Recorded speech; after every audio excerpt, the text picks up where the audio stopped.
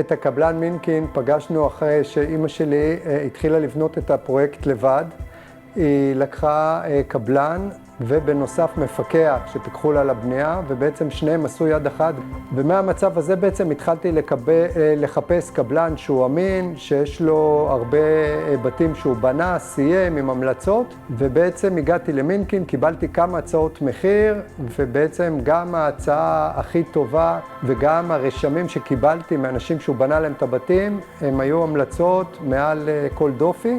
אחרי שנכוונו פעם אחת, היה לי ברור שאנחנו חייבים לסיים את הפרויקט תוך שנה, ובעצם היה כאן פרויקט מסובך, כי גם היה צריך לפרק את התשתיות כבר שהם התחילו לבנות, את היסודות, ולעשות יסודות אחרים, מורכבים, ברמה הרבה יותר גבוהה, וכאן מינקין עם כל הניסיון שלו, ההנדסה והאדריכלות, בעצם עזר לי מאוד לתכנן, לתקן את הנזק שהקודמים עשו, ובעצם למרות כל הסיכויים יצאנו לדרך חדשה ובנינו בית מדהים שאפשר לראות את זה בתמונות, בית של כמעט 300 מטר מרובע, 3 יחידות דיור, ובעצם לילה ולילה, אנחנו כבר גרים בבית כמעט 4 שנים, ובעצם כמעט ואין שום בעיה לבית, אין סדקים, הבית יציב, אין רטיבויות, וסך הכל טוב. דברים שהיו תוקנו מיד, ואני רק אסיר תודה על מה שמינקין עשה ועל הבנייה מעולה, היה לי כיף לעבוד איתו, בן אדם סימפטי, נעים,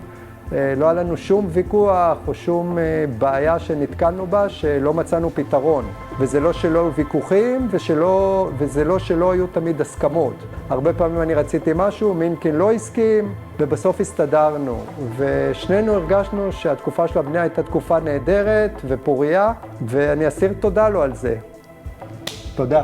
גם אני רציתי להוסיף שגם שעבדנו עם המשפחה מאוד נחמדה, וגם בטוח שהיו ויכוחים וזה, אבל פתרנו את כל הבעיות, מה שהיו בהצלחה, וממש התקדמנו פה ועבדנו פה ממש בכיף. גם זה בגלל יניב וגם כל המשפחה. אנשים מאוד מאוד היו נחמדים, והיה לי ממש כיף לעבוד פה, ועשינו בדיוק מה שהיה אפשר לעשות. אני רוצה להוסיף שגם בסוף בשורה התחתונה, אבל זה הכי חשוב ומסתכלים, זה שיש כאן דירת 5 חדרים בקומת קרקע, ויש כאן דירת קוטג' שבעצם יש בה גם יחידת הורים עם מעלית, שזה רק המעלית עצמה ל3 קומות, זה פרויקט מורכב עם פיר מיוחד למעלית, עם מרפסת גדולה מאוד, וגם קומה שלישית עם מרפסת נוספת שיכולה גם להיות דירת אירוח או משהו דומה.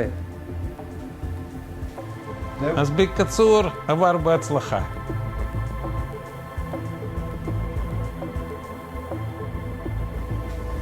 את הבית הבא בקריות זה רק מינקין, כי אני גר במרכז, אז אם הוא הסכים להגיע למרכז, אני אקח אותו גם למרכז.